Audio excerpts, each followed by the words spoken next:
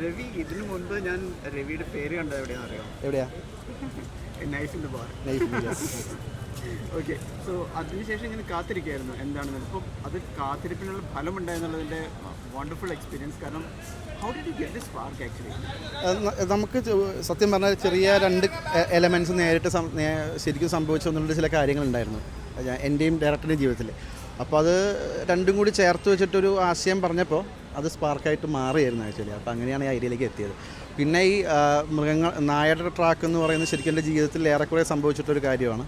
അപ്പോൾ എനിക്ക് നായ ഉണ്ടായിരുന്നു. അപ്പോൾ സുട്ടുവിനെ പോലൊരു നായ എനിക്കുണ്ടായിരുന്നു. അപ്പോൾ ആ നായയും നാട്ടുകാരും നാടും ഒക്കെ ആയിട്ടുള്ള ചില പ്രശ്നങ്ങൾ അത് ഇതിന് ചെറിയ പ്രചോദനമായിട്ടുണ്ട്.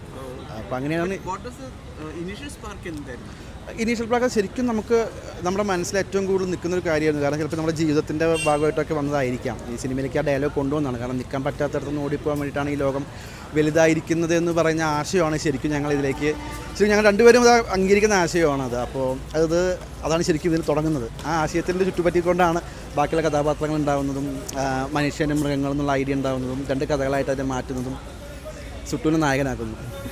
ഇതൊരു പ്ലേ ആക്കാനായിട്ട്, അതായത് ഇതിന് വർക്കബിൾ, കാരണം ഇത് ടോട്ടലി ഓതൻറ്റിക് ആണ്, ഫണ്ടമെൻ്റൽ എന്ന് പറയാവുന്ന രീതിയിൽ.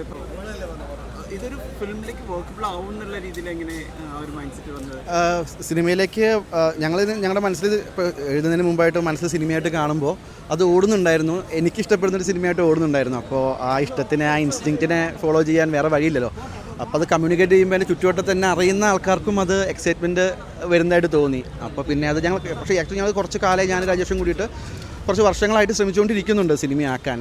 പക്ഷേ ഇപ്പോഴാണ് അതിനൊരു സാഹചര്യം വന്നതെന്നുള്ളതാണ്.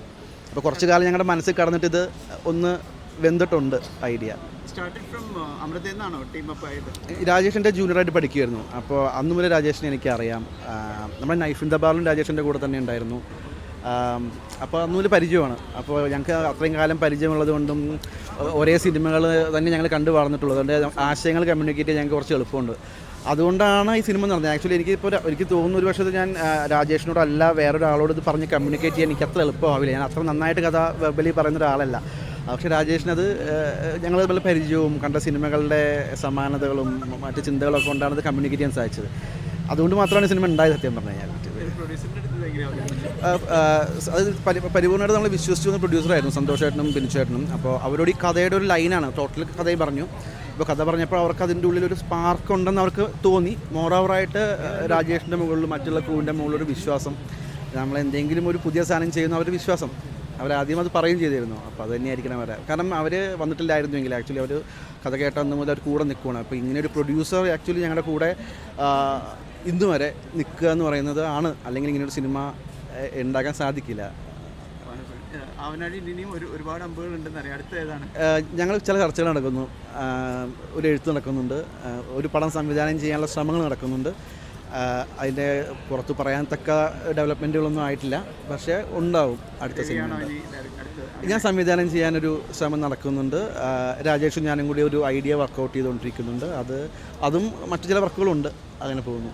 ഇത് ഗോവയിൽ പ്രദർശനം കഴിഞ്ഞപ്പോൾ എങ്ങനെയായിരുന്നു? ഗോവയിൽ ഇവിടെ ഫുൾ മലയാളി ഓഡിയൻസ് ആയിരുന്നില്ലേ. അവിടെ വിദേശികളുണ്ടായിരുന്നു, പിന്നെ നോൺ മലയാളീസ് ഉണ്ടായിരുന്നു. ഭൂരിഭാഗം ആൾക്കാർക്കും അതിൻ്റെ ആശയവും ഇഷ്ടപ്പെട്ടു എന്നാണ് ഭൂരിഭാഗം അറിയാൻ സാധിച്ചത്. പക്ഷേ സത്യത്തിൽ ഞങ്ങളുടെ ഒരു ഫുള്ളായിട്ടുള്ളൊരു മലയാളി ഓഡിയൻസിൻ്റെ മുമ്പിൽ കാണിക്കണം ഞങ്ങൾക്ക് ആഗ്രഹം ഉണ്ടായിരുന്നു. കാരണം അതൊരു തിയേറ്ററിക്കൽ റിലീസായിട്ട് ഉദ്ദേശിച്ച് ചെയ്യുന്ന കാര്യമാണല്ലോ. അപ്പോൾ ഇതാണ് ശരിക്കും ഞങ്ങൾ ഫസ്റ്റ് ഷോ ആയിട്ട് ശരിക്കും കാണുന്നത് IFFTയിലെ. Wonderful movie, wonderful performance. All the best. Thank you. Wonderful writing. Thank you.